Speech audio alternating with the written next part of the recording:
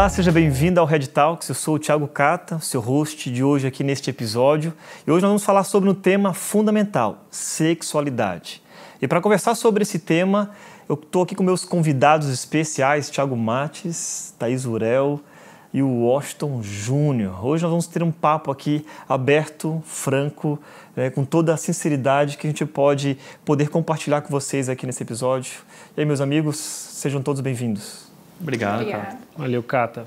Antes da gente entrar nesse assunto, que é um pouco polêmico, cheio de tabus, eu quero perguntar para o Mates. Mates, por que nós decidimos encarar esse Red Talks e falar sobre esse tema? Bom, nós estamos trazendo de volta o Red Talks por 3 razões.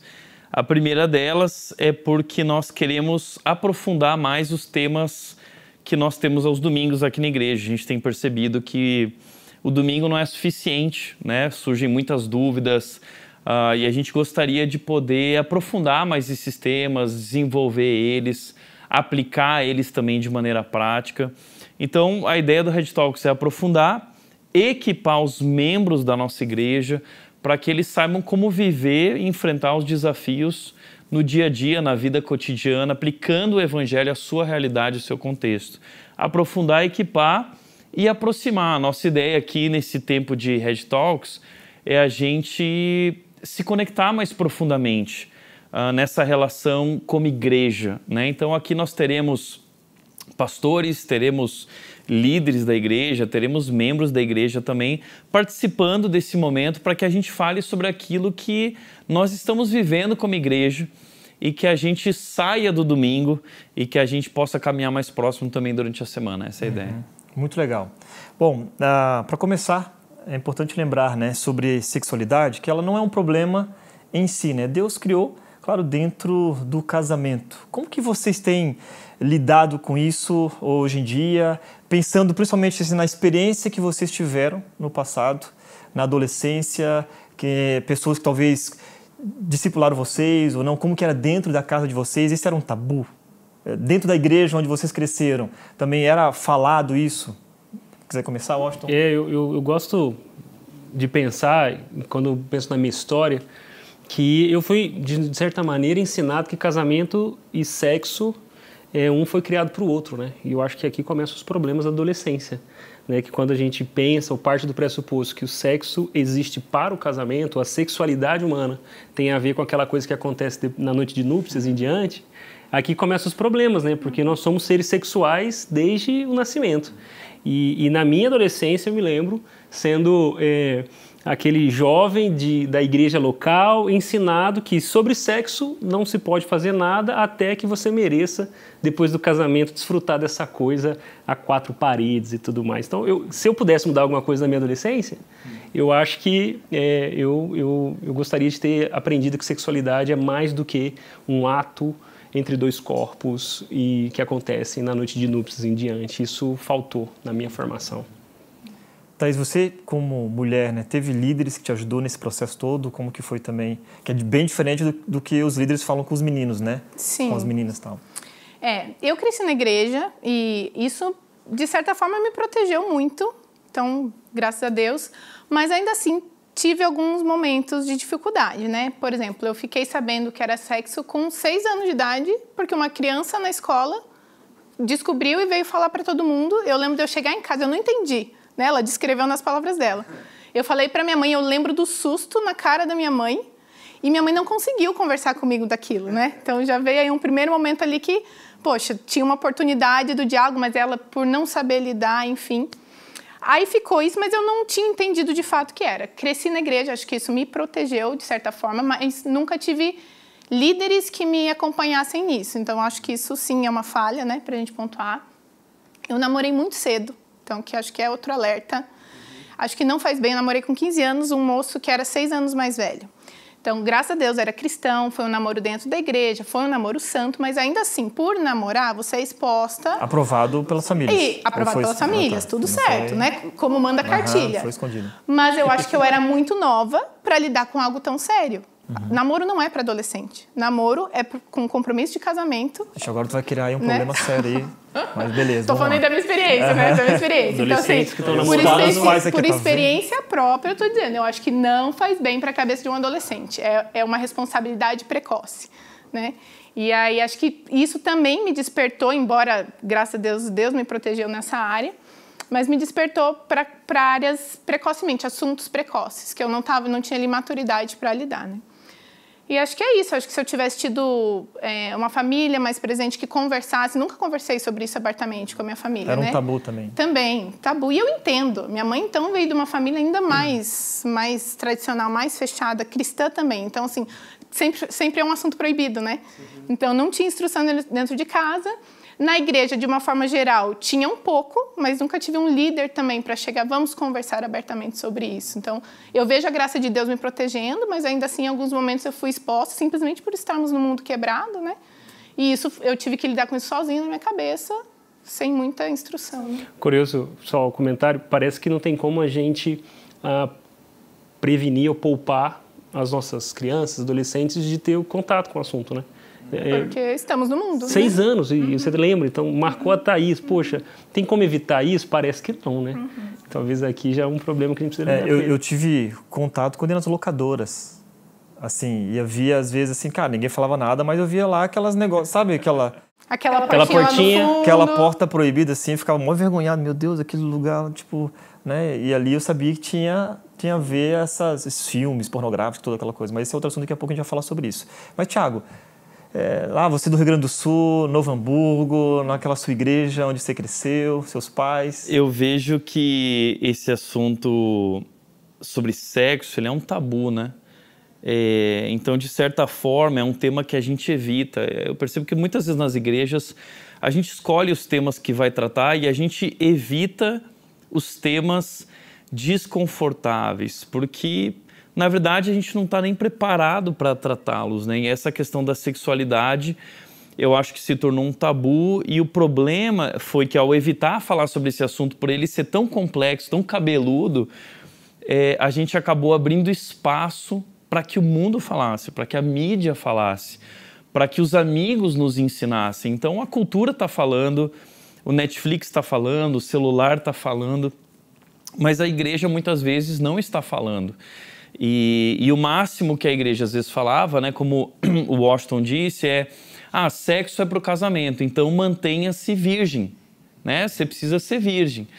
E eu até lembro disso, né, que assim, eu abrindo o jogo, né, eu e a Nath, nós casamos virgens, né? Mas o problema é que muitos cristãos, eles acabam usando essa virgindade como uma máscara e como um status. Eu sou virgem, né? Eu estou me poupando para o casamento. Só que muitas vezes esse status é uma máscara que esconde uma vida de impureza. Por quê? Sexualidade envolve muito mais, né, como o Washington disse, do que só um casal que casou e agora tem a oportunidade de praticar sexo. Mas existem outras áreas da sexualidade, todo tipo de moralidade que muitas vezes faz parte da nossa cultura. Nós vivemos numa cultura permeada por sexo, né? Uma cultura erotizada. E nossas crianças, nossos filhos e eu como adolescente cresci no meio dessa cultura. Então, tendo acesso ali à pornografia, muitas vezes no secreto, né? Sem ter com quem falar sobre esse assunto, sem ter com quem compartilhar, porque é um pecado secreto, e a gente fica nesse negócio da virgindade, mas não está tratando essa questão desse caminho de pureza sexual ao longo da nossa adolescência, ao longo da nossa vida, abrindo o jogo sobre isso, compartilhando nossas lutas sem máscaras mesmo de fato. Então eu sinto que faltou a oportunidade de poder conversar mais sobre isso, de também entender, porque muitas vezes, ao tornar esse assunto tão tabu, a gente acaba muitas vezes até trazendo uma ideia de que o sexo ele é ruim, de que sexo é sujo. E a gente perde a beleza da criação de Deus. Exatamente. Né? Às vezes o casal entra no casamento com tanta expectativa, porque o sexo é para o casamento, mas aí casa e vai viver grandes lutas no casamento também na área sexual, e não tem com quem compartilhar de novo, porque, mais uma vez, esse assunto é um tabu e todos nós temos inúmeras lutas, né? Porque Deus criou... Acho que a gente precisa definir isso bem, né? O sexo é uma categoria que pertence a Deus, né? O sexo foi criado por Deus. Sexo não é bom, sexo é muito bom. A Rita Lee está enganada, né? Quando a Rita Lee diz que amor é divino e sexo é pagão, a Rita Lee se enganou. Amor é divino, sexo é divino. Deus criou o sexo como talvez a cereja do bolo com relação à intimidade no casamento, que aponta para a glória dele, para desfrutar da glória dele. Então a gente precisa estabelecer isso como fundamento, né? O sexo é uma categoria divina, sexo foi criado por Deus, sexo, o prazer é bom, né? Nós somos criados para o prazer, porém, o sexo e o prazer foram distorcidos pelo pecado. E é aí que mora o perigo. Até puxando uma deixa, desculpa te interromper, do que você falou anteriormente, você também mencionou, ser sexualmente puro não é a mesma coisa do que ser fisicamente abstinente. Às vezes a gente conecta uma coisa com a outra, né? E não, na verdade, a gente às vezes... Não, peraí. Repete essa frase, porque ela ficou bonita, assim, pessoal, né? Tá. Vai, como é que é? Ser sexualmente puro não é a mesma coisa que ser fisicamente abstinente. Ok. Tá? Porque às vezes a gente, principalmente lidando com solteiro, né? Não adianta você ser virgem só da cabeça para baixo, do pescoço para baixo, né? Se a tua mente percorre caminhos escuros que não deveriam, você já está lidando com a impureza sexual. Não é só porque você não está tendo o ato que você está sendo puro aos olhos do Senhor. Então, lembra disso, né? Pureza sexual, ela começa na mente. É uma questão do coração.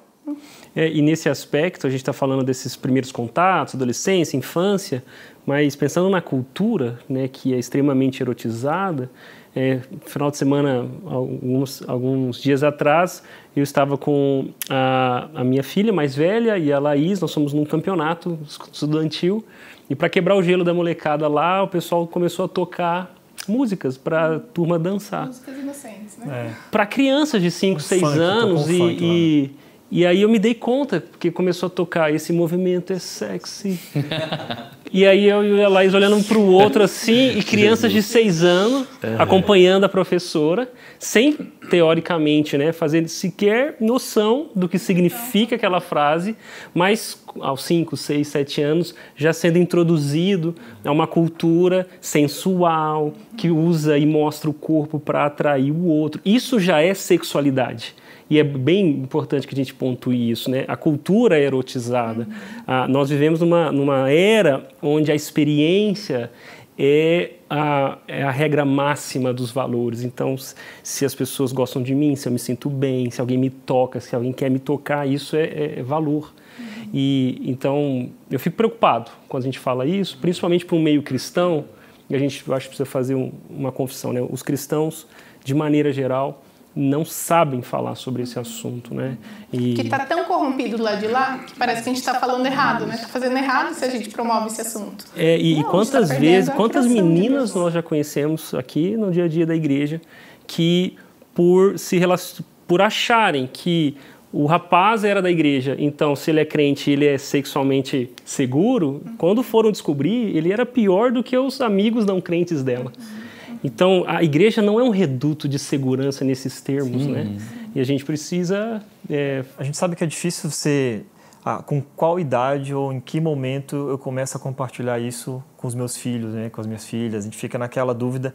E até mesmo dentro da nossa própria igreja aqui, a gente tem muitas dúvidas e dificuldades de entender qual o momento certo. Mas sabendo que as crianças, talvez a partir de 6 anos, gente que já tem celular ou contato com rede social, o TikTok aí bombando, né, e tudo isso, músicas, onde você passa, você meio que já quase doutrinado pela própria cultura, né? Então, se a família não fala ou a igreja não fala, a cultura vai falar e vai doutrinar e discipular essas crianças, adolescentes, e aí viram adultos, que a gente já tem conversado sobre isso.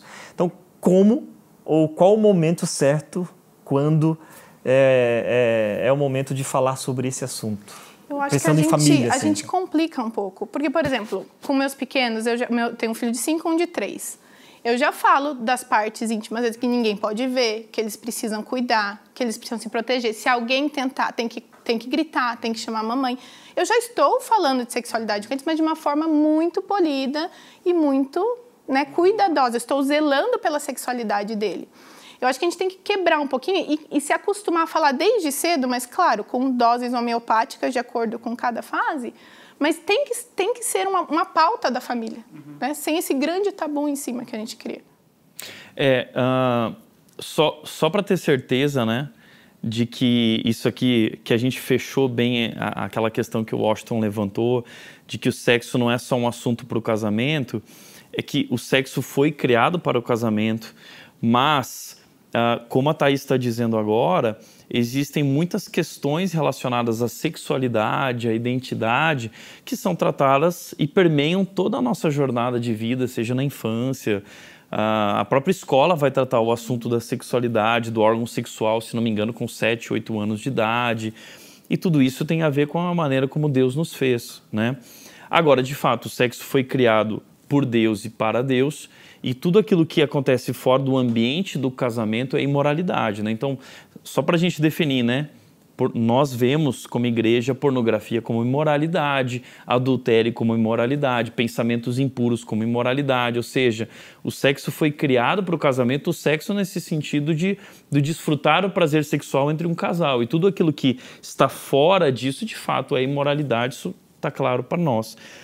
Agora, como o Cata falou, né, sobre a questão dos adolescentes e jovens, cada vez mais cedo eles estão tendo acesso a esse tipo de conteúdo. Provérbios fala muito sobre isso, né, de fique longe da casa da mulher adúltera, né, porque no passado, na nossa época, eu acho que era assim, né, para a gente ter contato a esse tipo de conteúdo, era só na locadora, banca de revista ou a revista da Avon. Tinha menos roupa. A parte de lingerie da revista da Avon. Agora a Marguinha acabou de descobrir. Né? Então, assim, mas hoje a casa da mulher adúltera está muito mais próxima. A sua casa agora. É a sua casa, né? Está aqui. Eles estão tendo acesso a isso. E muitos pais, nesse sentido, são ingênuos, assim, extremamente ingênuos, achando assim, não, meu filho tem o coração puro. Bom, isso não é nem bíblico, né? Porque, biblicamente falando, o coração do teu filho é podre e miserável, assim como o meu, o nosso. E ele é suscetível, assim como eu, qualquer um aqui, somos suscetíveis a todo tipo de pecado, imoralidade e a tentação. Nós temos uma inclinação para o mal. Então, eu pastorei jovens por 11 anos antes de ser pastor da Rede. E eu fiquei apavorado com as coisas que eu vi. Assim, eu lembro de uma história que eu estava contando agora há pouco aqui, que uma menina de 11 anos de idade virou para mim e disse assim, Tiago, 11 anos de idade, isso há 16 anos atrás, quando eu era pastor de jovens, ela perguntou assim, Tiago, malícia é pecado? Olha a pergunta de uma pré-adolescente de 11 anos, malícia é pecado?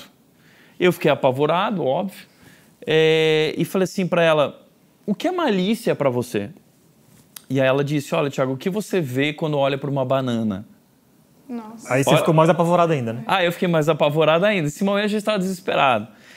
E eu falei para ela, olha, quando eu olho para uma banana, eu vejo uma banana. Ela falou, mas Tiago, o que você entende quando alguém faz isso aqui para você? Ó? Aí eu falei, mas de onde você ouviu essas coisas? Quem te falou isso? Ela disse, Tiago, esse é o assunto na escola e as músicas da Rihanna falam sobre isso. Então, é isso, assim, né? Então, uma coisa que a Thaís citou e é verdade, na igreja onde eu pastoreei, infelizmente, muitos pais não estabeleciam esse limite do namoro e deixavam os filhos namorar cedo. A vida sexual deles ativa, né? Os pais achavam que eles estavam comendo pipoca na sala assistindo filme, eles estavam comendo literalmente a pipoca um do outro, né? Então, assim, gente, caiam na real. Tratei casos de meninas se prostituindo na webcam com 12 anos de idade. Meninas com 11, 12 anos com vida sexual ativa, fazendo coisas que marido e mulher não fazem no casamento, entendeu? Por quê? Porque elas queriam conquistar os meninos, queriam garantir o amor e a afetividade dos meninos na direção delas. Então, elas se sujeitavam a todo tipo de moralidade, elas procuravam na internet e nas músicas o padrão, né, de uma mulher que é desejada. E o que você está falando, Tiago, me faz lembrar que o papel da igreja, o papel dos pais, conselheiros, líderes de pequenos grupos, seja lá quem tiver nessa tarefa de discipular outro, é lançar luz sobre a verdade, né? Porque se nós não olharmos para a palavra de Deus e a partir dela encontrarmos os propósitos para a sexualidade, os princípios, as proibições e etc., o ser humano vai tatear no escuro. E aquilo que ele imaginar que possa ser útil para satisfazer aquele desejo vai acabar moldando os fundamentos da maneira com que essa pessoa lida com o assunto. No aconselhamento, esse tipo de exemplo que você está citando me faz lembrar inúmeros casos que nós acompanhamos de pessoas que na adolescência, na juventude, tiveram experiências marcantes, que mudaram a maneira com que aquela pessoa lidava com o assunto, e isso determinou ou influenciou a direção nos relacionamentos, no casamento, na maneira de educar o filho e assim por diante.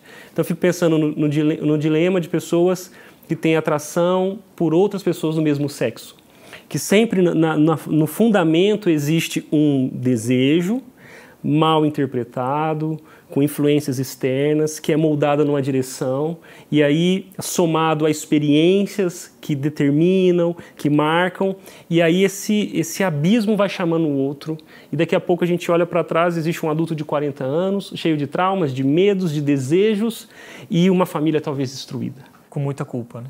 Com muita culpa, e aí chega esse tipo de pessoa com essa história numa igreja, onde não se fala muito do assunto, onde sexo é para o casamento e os virgens são seres humanos melhores. Não existe esperança. Se trata, casou, está resolvido, e também não, né? Como se tivesse. Não é só o casamento, né? Como se tivesse, exatamente. Então, é bom a gente jogar a realidade como ela é, porque o Deus que criou o sexo, ele também ofereceu redenção para as pessoas que se perderam nesse assunto, que foram manchadas e machucadas por ele. E é isso que é legal, acho que o nosso podcast também existe para isso, né? Os guarda-reios não são só maneiras de você, não são só princípios para você não destruir a sua vida, mas também referências para você encontrar a direção certa para cada um desses assuntos. E trazer esperança, é possível vencer em Cristo, né? Exatamente. E a Bíblia apresenta para nós um Jesus, um Salvador, que olha para o pecado sexual e ele acolhe aquela pessoa que luta com isso e a convida a viver essa redenção nele, né? E recomeçar. Jesus nunca fez vista grossa para o pecado, como daquela mulher adúltera, né? Jesus não fez vista grossa para o pecado dela e disse, não, todo mundo peca, errar é humano. Não. Jesus realmente pontuou aquilo, né?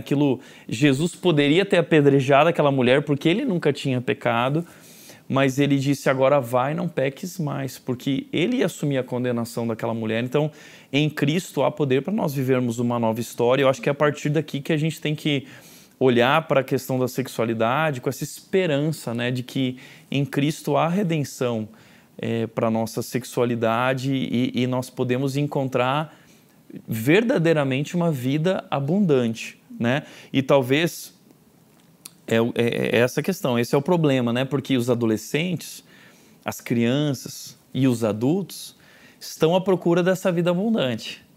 Só que Deus estabeleceu os guarda-reios justamente para nos mostrar que essa vida abundante está em Cristo, não distante de Cristo. E existem coisas que não refletem a vontade, o plano de Deus para nós. Isso é um assunto que permeia toda a Bíblia, né? Então, estou lembrando aqui, Caim se casa com várias mulheres. José é um exemplo de um cara que foge da tentação sexual com Potifar. A Andréa Vargas aqui na nossa série lembrou da história de Tamar, que é abusada pelo próprio irmão. E a Bíblia está contando essas histórias porque são as nossas histórias, né? São Davi adulterou, pisou na bola, Davi pisa na bola. A gente tem o Novo Testamento. Salomão com 1000 mulheres, imagina, 1000 sogras. Nós temos a história de Ló e suas filhas, né? Quando Deus destruiu Sodoma e Gomorra, elas acharam que o mundo tinha acabado e elas embebederam o pai e tiveram uma relação incestual com o pai. Então, eu acho legal isso, assim, porque não a situação em si. Mas a Bíblia não esconde. A Bíblia, né? não esconde, né? A Bíblia não traz histórias de contos de fadas. A Bíblia mostra histórias quebradas, mas ele mostra um Deus que se importa e um Deus que oferece um caminho de redenção na história. É um alerta de olha onde você pode chegar se o teu coração estiver consumido por isso, né? Isso. E uma coisa que eu estava pensando também sobre esse tema, né? É essa questão da influência das pessoas que têm sobre a nossa vida nesse assunto sexualidade. Eu estava lá no meu prédio, esses dias desci lá, e aí vi um monte de crianças, pré-adolescentes, na verdade, assim, com o celular na mão e vendo uns vídeos, e eu vi as músicas, assim, o papo deles, né? Falando sobre isso, e só a galera de 10, 11, 9 anos e os pais com muito excesso, talvez, de confiança, ou dizendo aquilo que você falou, né, Thiago? Não, meu filho, eu confio plenamente, ele é bom, né? Enfim, ele segue meus princípios e tal. E como isso, às vezes, pode atrapalhar, na verdade, até nessa decisão, porque são crianças e pré-adolescentes que não sabem lidar com um tema, né, de maneira madura, né? Então, como que a gente pode criar um ambiente seguro para que a gente possa, claro, ensinar nossos filhos ou, né, as pessoas que a gente lida no dia a dia, ou seja, na liderança e tal, conversar sobre esse assunto e, ao mesmo tempo, também não deixar tão solto assim. Eu acho que muitos pais estão acompanhando esse assunto agora e está nessa fase de, mas será que eu tenho que ficar supervisionando meu filho o tempo todo? Será que eu tenho que, né, ler todas as mensagens e a liberdade que todo mundo fala que os filhos têm que ter e possuir, né? Como que a gente pode lidar com isso de uma maneira sábia? Ô, Cata, sobre isso, eu acho que os pais também precisam acordar e tomar um chacoalhão assim, de realidade, porque os nossos filhos estão imersos nesse mundo, nessa cultura, e o nosso papel como pais é assumir esse compromisso de direcioná-los na direção de uma vida no caminho do Senhor, que agrade a Deus. Mas eu vejo os pais muito mais preocupados com a carreira dos filhos, com o futuro dos filhos, um filho que fala inglês, escola bilíngue, e nada disso é errado, pelo contrário, se você tem a possibilidade de proporcionar isso para o seu filho, é maravilhoso, né? Mas os pais muito preocupados com questões que são secundárias, que não são de fato a prioridade da nossa vida, que é uma vida que glorifica a Deus. Então a primeira coisa é isso. Quando a Mel nasceu, o que eu pensei em assumir um compromisso com Deus e com a Nath pouco me importa o que a Mel vai ser, se ela vai falar inglês ou não vai, se ela vai ser médica, dona de casa, professora, contanto que a vida dela aponte para a glória de Deus. E por que eu estou dizendo isso? Porque nossos filhos estão lá no inglês, eles estão na escola, 24 horas, 8 horas por dia na escola. E muitos pais, às vezes, não dão a mesma prioridade para a igreja. Então, um filho passa 7 dias por semana imerso nessa cultura, distante e avessa de Deus, porque a Bíblia diz, 1 João diz que o mundo jaz no maligno. E aí a igreja, que é a esperança para o mundo e que tem esse papel de discipular, de orientar, e claro, não é só responsabilidade da igreja, mas é uma parceria com os pais, muitos pais não priorizam isso, né? Tem um acampamento de adolescentes. Não, muito caro o acampamento, né? Tem o encontro deles na semana, encontro tem que levar no pequeno grupo. Pequeno grupo. Não, eu tô cansado, levar por pequeno grupo. Ele já vai no judô, já vai no inglês, já vai na escola. Já faz tanto, fica aí, né? Então, gente, acorda. A única coisa que realmente importa, que são as amizades espirituais, ele construir amigos e ele está num ambiente onde ele vai ouvir. Ele está o tempo todo ouvindo vozes, dizendo para ele assim, vai para essa direção, vai para lá. Na igreja, nós estamos pregando a palavra de Deus, ele vai ouvir o que Deus diz, né? E muitos pais, infelizmente, não têm pais como nós tivemos, ou como eu tive o privilégio de ter, que dentro de casa eles diziam, a palavra de Deus diz isso. Então, ainda mais nesse sentido, eu preciso dessa parceria, eu preciso que meu filho esteja imerso na palavra de Deus. Se ele não tiver uma cosmovisão cristã, um discernimento espiritual, se ele não tiver recursos da palavra de Deus para julgar, para examinar todas as coisas, meu filho está perdido, né?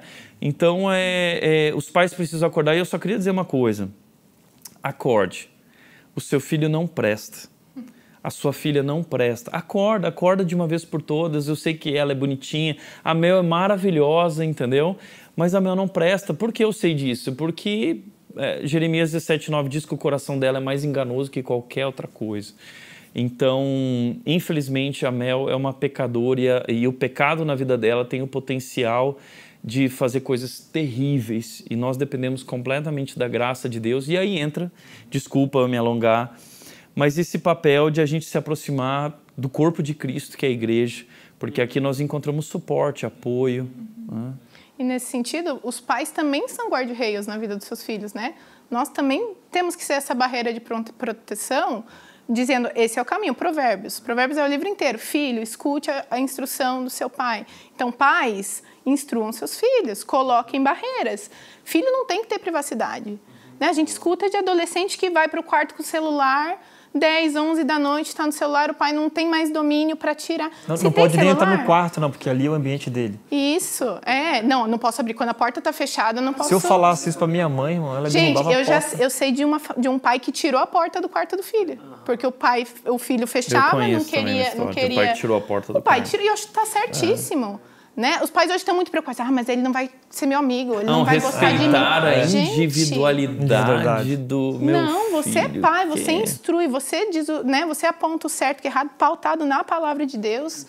Né? Desculpa eu retomar um assunto, mas a realidade da Atuba é uma realidade de muitos condomínios, né? E eu vejo que muitos pais descansam dessa falsa segurança que os condomínios dão, porque dentro do condomínio existem outros perigos escondidos que não são ladrões, não são assaltantes, mas são princípios completamente distantes da palavra de Deus. Então, por exemplo, tem pais que soltam os filhos no condomínio, 8 anos, 9 anos, 10 anos, e assim, tá com a amiguinha, e tem uma turma do condomínio andando. Só que, gente, vocês não fazem ideia do que a menina... Gente, na nossa época, a moda era ficar, né? Você ficou com a fulana, ficou com a ciclana. E isso é um tipo de moralidade também, isso é pecado, não convém ao cristão. Mas hoje a moda não é mais ficar. A moda hoje é experimentar com um menino... Né? Se você é menino, você tem que experimentar. O menino tem que experimentar a menina. E esse é o papo dentro do condomínio. Eu sei, eles não, na sua frente, eles nunca vão falar isso. Você não percebe, mas na verdade, gente, o que mais acontece nos condomínios é essa moçadinha indo lá para o lugarzinho escuro, experimentar, tendo conversas. E outra, meninas mais velhas de 14, 15 anos ou até 16 anos que se aproximam de meninas mais novas e se aproveitam dessa vulnerabilidade delas para explorar também algo, para abusar de certa forma, né? Então... Isso me faz pensar, porque a gente começa a tratar esse assunto pensando em como proteger os nossos filhos, né? Mas eu também fico pensando em pessoas que estão nos acompanhando que o caldo já entornou. O filho já descobriu que o filho está usando pornografia, ou você é esse filho que não teve um pai presente e tudo mais. O que fazer, né? E eu achei muito legal a Thaís lembrar de Provérbios, porque talvez Provérbios é o livro mais prático do Antigo Testamento, né? A lei está sendo traduzida em cápsulas ali de sabedoria. Mas é muito importante lembrar que Provérbios, que é escrito por Salomão, na verdade é um exercício de Salomão de copilar sabedoria da rua, do povo, numa linguagem do filho, com o pai, etc. Mas é na vida, em comunidade, é um pai chorando no ombro do outro pai porque descobriu que o filho está usando pornografia, que Deus vai ajudar a gente, né? A minha história é essa, a minha história que me ajudou muito a lidar com as tentações sexuais, principalmente na adolescência, foi a postura do meu pai em relação ao que ele descobriu. Então eu contei, inclusive, alguns meses atrás, essa experiência, que quando meu pai descobre que eu acessei pornografia, porque o histórico não ficou apagado, né? Inclusive, pai, confira os históricos do seu filho aí, porque... Mas se atentem, porque eles sabem apagar o histórico. Exatamente. Esposas, confiram os históricos dos seus maridos também e vice-versa. Deixa eu fazer um parênteses. Se você é casado e a sua esposa não tem a senha do seu celular, procure aconselhamento, porque já tem algo muito errado aqui, né? E às vezes a gente aconselha algumas pessoas como que se isso fosse privacidade, né? Cada um tem que ter a sua individualidade. Se você casou, você consagrou ao seu cônjuge a sua privacidade. Não existe mais privacidade no casamento, né? Enfim, mas nesse aspecto, o que me deu, o que redimiu a minha maneira de lidar com a sexualidade ali na adolescência foi o testemunho do meu pai de dizer: filho, descobri o que você anda fazendo na internet. Eu entendo as suas lutas. E eu estou aqui como irmão em Cristo para dizer, vamos confiar em Jesus e aprender a lidar com isso. Então isso me ensinou muito, porque se Provérbios usa a linguagem de um pai ensinando um filho, esse pai precisa ser alguém que conhece o caminho. Então não tem como um pai promíscuo ajudar o seu filho a ser santo, porque nem ele mesmo recebeu esse consolo, nem ele mesmo sabe qual a direção. Talvez nem ele mesmo está de joelhos dobrados clamando: Senhor, me ajude a ser santo sexualmente. Como que ele vai ajudar o filho dele a ser, né? Talvez ele vai produzir alguém culpado, um legalista, etc., um religioso. Então, acho que a gente está aqui também para dizer que não só como não ser devastado pela sexualidade, ou proteger os seus filhos daqueles primeiros contatos que são trágicos, mas a grande maioria das pessoas que estão nos ouvindo já não tem mais essa chance, né? E só a vida em comunidade, a proximidade com pessoas que também estão na mesma direção de seguir Jesus, que ele vai ajudar a gente a encontrar caminhos de restauração. E aí eu acho uma coisa que a gente precisa entender é que os pecados da juventude, eles não são pecadinhos inocentes, mas de alguma forma eles estão forjando quem nós somos. Eles não vão ser resolvidos instantaneamente por meio do casamento. Tem muita gente que vive essa ilusão. Acha assim, não, hoje eu tenho essa luta com pornografia. Quando eu casar... Mas quando eu casar... Piora, né? Gente... Aí você vai ver que os pecados da adolescência, quando chegam na vida adulta, eles se tornam muito mais... cabeludos. E eles já fazem parte do caráter, né? Já é uma característica de vida. E vão gerar problemas maiores. E aí, assim, a gente também precisa tomar um cuidado, e eu acho que talvez até estender um pouco da perspectiva sobre a imoralidade, porque a gente fica falando de pornografia, e às vezes a gente acaba não compreendendo a ampla gama de aplicações da pornografia. Então, por exemplo, nós temos o Instagram hoje. O Instagram está permeado pelo erotismo, né? Então, vai lá na ferramenta de busca... vai dar problema. Vai na ferramenta de busca do teu marido no Instagram, da tua esposa, e vê o que aparece lá. Aquilo ali é alimentado pelo que ele vê. Ali é a verdade nua e crua. A gente tem a pornografia soft, eu acho que se chama soft porn, né? Que é a menininha dançando, é o TikTok. Gente, TikTok é um antro de pornografia.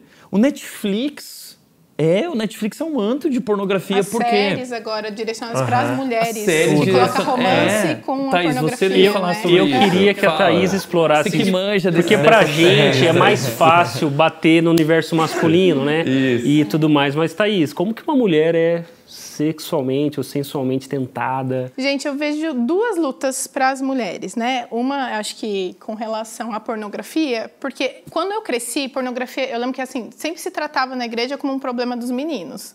Não é mais o que a gente vê hoje, não é mais o que você vê nas meninas, né? Acho que hoje a indústria pornográfica entendeu o caminho para a mente das mulheres e colocar o romance junto. Então, coloca um romance e aí coloca ali a pornografia. E às vezes nem a pornografia explícita, mas a cena é tão próxima do ato que a mente da mulher já... vai criando uma fantasia, não, na verdade, ela já entendeu, fantasia, né? Mas da mulher é a fantasia, exato, a mulher pensa, a mulher gosta da história, a mulher entra. Mas ele amava, né? Por amor, enfim. Então, acho que essa é uma cilada para a mente das mulheres e a indústria já descobriu isso e está caindo pesado. Séries, assim, que eu vejo na boca do povo, Thaís, gente. E no dia a dia do aconselhamento, a gente sempre percebe alguns padrões no lado masculino da coisa, e a gente fala dos momentos gatilho, né? Quando o homem está cansado, às vezes triste, né? Poxa, tomou uma bronca do chefe, chega em casa meio de baixa estima, e a pornografia, a sexualidade, né, acaba sendo um refúgio, assim. No universo feminino, quais são esses gatilhos, esses momentos de perigosos que talvez a mulher possa projetar ou se tornar mais frágil? Eu vou te dizer que talvez eu enxergue outro caminho mais comum. A mulher cansada, por exemplo, a mulher casada, ela se deixa muito consumir. A mulher é um ser integral, né? É uma bagunça, tá tudo, emoção com razão, tá tudo misturado. Então, quanto mais emocionalmente ruim, ela não está bem emocionalmente, fisicamente, ela vai deixar de lado. Por exemplo, uma mulher casada, o primeiro caminho dela é não se deitar mais com o marido. Okay. É o primeiro cano de escape para ela, né? Talvez seja aí, a brecha para deixar se consumir nessa área por entretenimento, TV, filmes e tal. Mas essa era a segunda área que eu ia mencionar. Acho que para a mulher, a fuga é justamente não se deitar, porque qualquer desculpa vira desculpa, né? Muita mulher cristã casada enxerga a relação sexual como obrigação. E eu acho que as mulheres estão perdendo o deleite. Se está se perdendo o deleite daquilo que Deus criou para ser desfrutado mutuamente, a gente também tem um problema grande aqui, né? Não, e isso tem tudo a ver com 1 Coríntios 7, né? Porque parece que esse tipo de pergunta que Paulo recebe lá dos coríntios, uma sociedade super sexualmente depravada, e ele diz em 1 Coríntios 7 que não é bom que o casal não se deite, né? Que ele evite as relações sexuais por longo tempo. Se for, que seja para orar. Eu nunca entendo direito esse versículo, mas na rotina do aconselhamento eu acho que eu tenho uma sugestão, que eu vejo casais em crise, que um casal em crise não tem clima para cultivar a saúde sexual. Então parece que é natural que o sexo, como uma expressão de comunicação, seja uma premiação, uma recompensa ou um clímax da reconciliação. Enquanto essa reconciliação não acontece, parece sábio que esse casal, já que não está fazendo sexo, se dedique à oração. E aí parece que não existe outra opção, né? Que é o casal que está tendo problema deve orar. E essa oração deve ser por um prazo determinado, para que eles se reconciliem. E o sexo é uma expressão de comunhão física que celebra e que também faz a manutenção da santidade do casal. Então, sexo nesse aspecto é uma esfera de serviço. E o que você está falando me faz lembrar, né? Que talvez isso seja uma das sementes que a gente precisa plantar nessa conversa, né? A sexualidade que Deus nos deu é para que a gente sirva o outro na esfera do casamento. E aí, mulheres que não veem propósito em ter uma vida sexual com seu marido, talvez encontrem em Cristo o caminho para olhar para o seu marido e entender, ele é alvo do meu amor, inclusive fisicamente expressado, e o homem também olhe para a mulher e diga, um sexo bem-sucedido não é só quando eu sou satisfeito, mas quando nós nos satisfazemos. Sexo como serviço, eu gosto de pensar assim. É um prazer mútuo, né? Se alguém não está desfrutando... É importante isso, Ócio. A gente tem que definir isso dentro do casamento, porque muita gente entra no casamento com essa expectativa, agora... fechou, agora eu vou realizar meu prazer, e o cara se frustra, porque, na verdade, no casamento eu preciso servir o outro também na questão sexual. E a forma como a mulher sente e se comunica sexualmente é completamente diferente da do homem. Então, para nós homens é um grande desafio, até tem um autor cristão que escreveu um livro chamado Sexo Começa na Cozinha, né? Nesse sentido desse clima, né, desse romance que envolve a questão sexual com a mulher. E o homem, alguém já disse, né, o homem é mais micro-ondas, é instantâneo, aperta um botão, a mulher é mais um forno a lenha. Então, essas diferenças muitas vezes acabam criando uma barreira entre o homem e a mulher. E como que a gente resolve essa barreira? Eu acho que, em primeiro lugar, é entender o propósito do casamento, do sexo, mas também ter conversas sobre o assunto, né? Conversas difíceis, aprender a conversar sobre a questão sexual. Tem casais que não conversam. Chegam aqui no aconselhamento e você percebe que eles não conversam sobre isso. Uma dificuldade até ali, né? Não consegue mesmo lidar com o assunto direito, né? E pior, tem casais que o homem chega com um padrão sexual completamente pervertido dentro do casamento. Porque o que alimentou a mente dele a vida toda... O cara consumiu pornografia há 15, né? 20 anos. E aí ele casa e ele acha que ele vai ter uma atriz pornográfica dentro do casamento dele, que vai fazer as coisas como ele sempre viu na pornografia. E desculpa, gente, pornografia são homens agindo como mulheres, não são mulheres agindo como mulheres, né? São mulheres agindo como um homem gosta. Só que é um sexo completamente degradante, né? Então, assim, uma das coisas que eu acho importantes, mulher, você não precisa e não deve se submeter ao seu marido se ele te pede para fazer coisas que são imorais, que não agradam a Deus, que não refletem de fato a natureza do sexo, né? Então, não se submeta a um marido pervertido, imoral. Ele precisa ser confrontado, ele precisa ser tratado e vice-versa, né? Acho que só deixa eu apontar uma coisa, porque também em alguns momentos eu ouvi esse ensino na igreja para mulheres, né? Que mulher não pode falar não para o marido.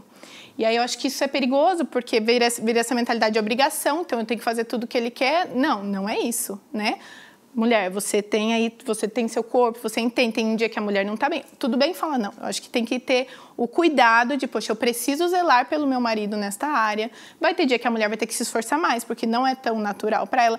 Eu acho que é o cuidado da mulher não transformar isso numa ferramenta para atingir o marido, né? Ou se tornar preguiçosa nessa área de a primeira coisa que eu vou abrir mão é isso, porque a vida, tô cansada demais, a vida consumindo, filho não sei o quê, né? Acho que nesse sentido, mas acho que esse ensino assustou muitas mulheres e ensinou errado muitas mulheres. Você nunca pode falar não. Não, é uma conversa, é uma caminhada junto. E como é importante você estar falando, porque se, na realidade de Corinto, o pessoal está sendo tentado sexualmente e Paulo está dizendo, bom, para que vocês não vivam abrasados, né? Se casem.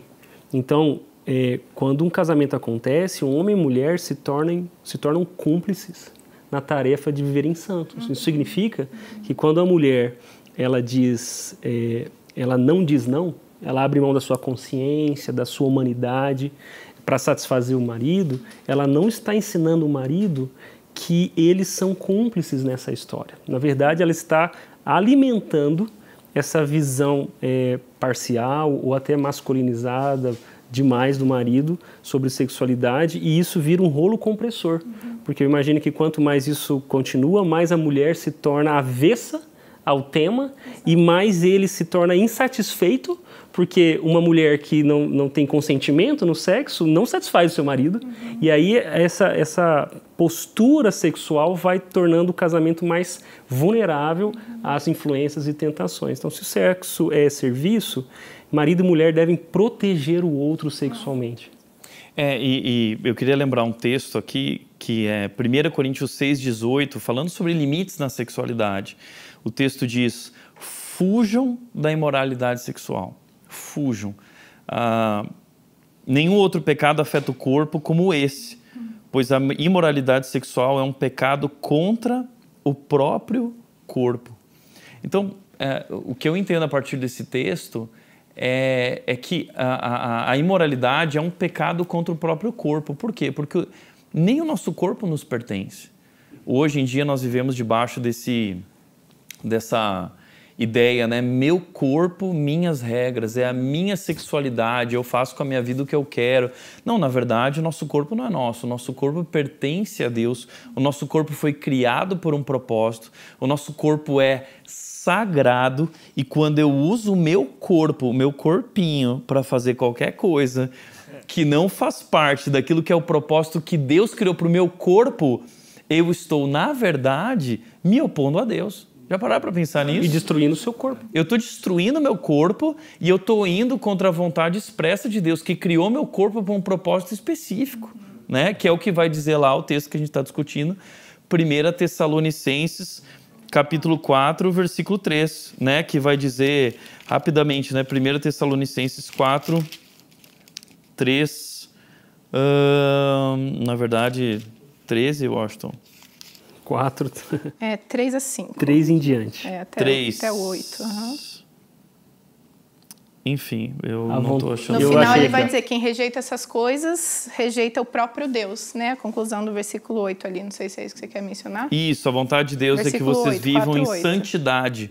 Por isso, mantenham-se afastados de todo pecado sexual. Cada um deve aprender a controlar o próprio corpo. Aprender a controlar o corpo. É isso aí. É uma escola, né? É uma escola. E é possível, né? Se a Bíblia está falando é porque é possível. A gente está falando muita coisa aqui, eu fico pensando assim, quem está assistindo ou ouvindo pode estar gerando uma culpa mesmo. Cara, eu fiz tudo errado até agora. Meu casamento está destruído, o cara está ouvindo às vezes no caminho do trabalho, a mulher está ouvindo em casa, longe do marido, já teve todo esse processo de histórico do passado e completamente destruído, né? Quais são os nossos conselhos, caminhando agora para o final aqui, pensando nisso, né?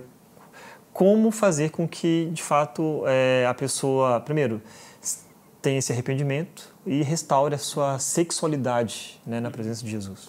Eu quero começar a tentar responder isso porque com as duas palavras que elas resumem a vida cristã, que é arrependimento e fé. Acho que é impossível amarmos a Deus e encontrarmos esse amor pleno que nos restaura sem a gente reconhecer que a gente não amou a Deus até aqui, né? Então, eu diria para você que está nos ouvindo e se dando conta de que a sua vida foi na direção errada. Porque às vezes a ficha caiu agora, entendeu? Às vezes... E não adianta pôr a culpa no seu pai, no seu pastor, na sua igreja. Claro, tudo isso talvez pode ter influenciado, mas no final das contas, as palavras arrependimento e fé vão nos orientar a vida toda, né? Então, entender isso, que nós fomos criados para amar, nós somos seres afetivos, que pulsa no nosso coração esse vislumbre, esse desejo pela satisfação plena. Faz com que a gente tenha que se arrepender de ter depositado a nossa afeição em coisas que não são o próprio Criador. Então eu diria, se arrependa, e é muito importante nessa área sexual que a gente está falando, a confissão. Então, assim, se você é casado e você tem consumido pornografia, você tem talvez conversado de maneira sensual com outra mulher, você precisa falar sobre isso com alguém a quem você presta contas. Tiago diz, confessem seus pecados uns aos outros para serem curados. Né? Exato. E 1 João diz, se confessais os vossos pecados, Ele é fiel e justo para perdoar os vossos pecados e vos purificar de toda iniquidade. A própria vergonha da confissão é uma ferramenta nas mãos de Deus para nos tratar, né? Então, a confissão é esse detergente que vai desencordurando a nossa vida do pecado. Então, procure alguém, confesse. Eu acho que eu posso começar por aqui, eu sei que os outros também vão contribuir. Então, arrependimento e fé, eu diria, confesse na fé de que existe solução para isso. Existe solução para o seu casamento, para a sua vida. Eu acho que quando a gente está conversando com alguém que tem luta nessa área, acho que é comum a gente ouvir assim, eu não consigo, né? Eu não consigo vencer esse desejo, é mais forte do que eu. De fato, o poder da libido, o poder do desejo sexual é algo que Deus nos deu e tem influência sobre nós. Mas quando vivido de forma distorcida, isso é profundamente desastroso, né? Aí eu lembro de um livro, quando eu estava estudando essa área de aconselhamento bíblico, eu não lembro o livro, mas o autor contava uma história, ele estava aconselhando um homem que estava em adultério, uma relação extraconjugal, e ele estava falando isso para o pastor, eu não consigo, é muito forte, né? Eu me sinto atraído por essa mulher.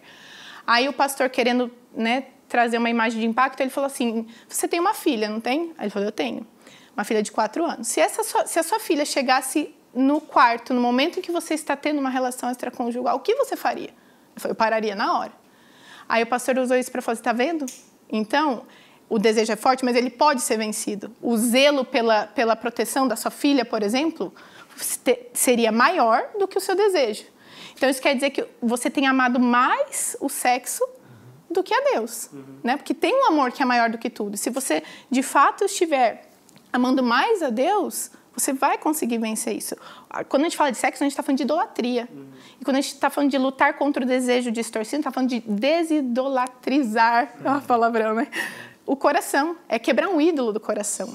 Isso só é possível substituindo por um amor maior. Então, é esse amor por Deus que precisa nos consumir. A tentação e a vulnerabilidade nessa área, todo ser humano vai ter. Por isso que nosso amor a Deus precisa ser maior do que qualquer outra coisa, né? Complementando o que o Washington falou sobre arrependimento e fé, e o que a Thaís disse também nessa busca por quebrar esse ídolo, eu deixaria 3 conselhos rápidos, né? 1 Tessalonicenses 4, 3 em diante, né, fornece esses conselhos. Versículo 7 diz, pois Deus nos chamou por uma vida santa e não impura. Então, o primeiro conselho que eu daria é, busque compreender que plano para uma vida santa é esse. Deus tem um plano para a nossa vida sexual. Deus nos chamou para uma vida santa, de pureza. Então, busque compreender que plano é esse. Busque a vontade de Deus, mergulhe na palavra de Deus, busque compreender quais são os padrões de Deus, os guarda-reios. Segundo conselho, aprenda a controlar o próprio corpo, versículo 4. É um aprendizado. Quais são os limites? Quais são os gatilhos que despertam o seu desejo, né? Alguém já disse que nós não podemos impedir que a tentação chegue. O problema não é a tentação, o problema é ceder à tentação, né? Então, aprenda quais são os ambientes, estabeleça limites claros, não perto do abismo, né? Mas coloque essa cerca muito mais próxima, de maneira que você não fique perto dessas zonas extremamente perigosas e suscetíveis, né? Terceiro conselho que eu daria é dependa do Espírito Santo. Versículo 8 diz: pois quem se recusa a viver de acordo com essas regras não desobedece a ensinamentos humanos, mas rejeita o próprio Deus que estabeleceu as regras e que lhes dá o seu Espírito Santo. Olha que interessante. Deus deu as regras e Deus nos capacita a viver de acordo com as regras por meio do seu Espírito Santo. Então, o conselho que eu daria é: não tente vencer na tua força humana. Você precisa depender do Espírito Santo, porque é Ele que nos capacita para vencer o pecado. O pecado é uma força maior do que nossa capacidade de vencê-lo. Né? Uhum. Quando o texto lá de Coríntios diz: Deus não vai permitir, né, que venha uma tentação maior do que a sua capacidade. Não, é porque a capacidade está no Espírito Santo. O escape está em Cristo, no Espírito Santo, que nos capacita a vencer essa situação. Então, busque compreender qual é o plano de Deus nessa área, para a sua vida. Estude sobre esse assunto, trate esse assunto, converse sobre esse assunto, abra o jogo, compartilhe suas fraquezas. Busque compreender quais são os teus limites e aprenda a controlar o próprio corpo e dependa do Espírito Santo. Alimente-se das coisas do Espírito para que você possa colher do fruto do Espírito, que é domínio próprio, né? Então essa é uma das dicas também. Tiago, deixa eu enfatizar o que você acabou de dizer, porque eu acho que talvez isso seja realmente a concretização de tudo o que a gente conversou, que não dá para viver a vida cristã sem Cristo, né? Não dá para viver esses padrões, porque se alguém sair daqui com tudo anotado e dizendo eu vou fazer isso, pode parar, você não entendeu nada, porque a gente precisa de um relacionamento com Jesus, é uma vida de dependência, né? Então, se essa série Guarda-Reis e se essa conversa faz com que as pessoas que estão nos ouvindo saiam daqui acreditando mais em si mesmas, otimistas quanto a esse assunto, por favor, pare. Porque a gente precisa ser muito pessimista quanto a nós mesmos e completamente esperançoso sobre a ajuda de Deus em cada uma dessas dificuldades. Nele nós temos o que precisamos. E enfatizar, né, o Espírito Santo em nós é o poder de Deus em nós, é poder, né? Depender do Espírito Santo, Deus te capacitou. Quantas vezes a gente fica alheio a isso? É uma realidade espiritual da qual muitas vezes a gente não se apropria, porque a gente só vai tocando a vida, tentando até obedecer a Deus, mas na força do nosso próprio braço. Não vai dar certo, né? É o poder de Deus em nós. E às vezes é quando a gente está mais humilhado e mais reconhecendo a nossa fraqueza que a gente vai de fato experimentar o poder de Deus em nós para vencer. Em Cristo é possível vencer a tentação. E Hebreus diz isso, né? Talvez muita gente tem medo. Deus vai me condenar, Deus vai me fulminar. E Hebreus diz: aproximem-se do trono da graça, pois ali nós encontramos ajuda. Deus compreende a nossa fraqueza. Deus sabe, Deus conhece. E tem um sumo sacerdote que conhece. Né? Desceu aqui para conhecer a fraqueza da sua carne. Experimentou, passou por todo tipo de tentação e venceu. E aquele que venceu nos convida e diz assim: eu vou te ajudar. Você não está sozinho nessa. E falando sobre isso, né? Você está passando por necessidade, sentindo culpado ou meio vício, busca ajuda e a gente está aqui, né? Você que é da nossa igreja, tem os pastores, líderes de pequeno grupo, pessoas que estão próximos de você para te dizer, né, de verdade, você não está sozinho. Se alguém está ouvindo que é de uma outra comunidade ou não está em nenhuma igreja, você pode buscar e, acima de tudo, se apresentar, né, a Jesus, né, com arrependimento, fé e viver em comunidade, que já é difícil para a gente, né? Com Jesus, já é difícil às vezes viver em comunidade, imagina quem está sozinho e longe de Deus. Gente, muito obrigado por esse papo, aprendi demais, de verdade, foi muito gostoso. Espero que você também tenha sido inspirado aí por essa conversa a viver a sua sexualidade da presença de Jesus, né, e buscando a pureza a cada dia. Esse é o Red Talks de hoje e a gente se vê no próximo episódio. Tchau.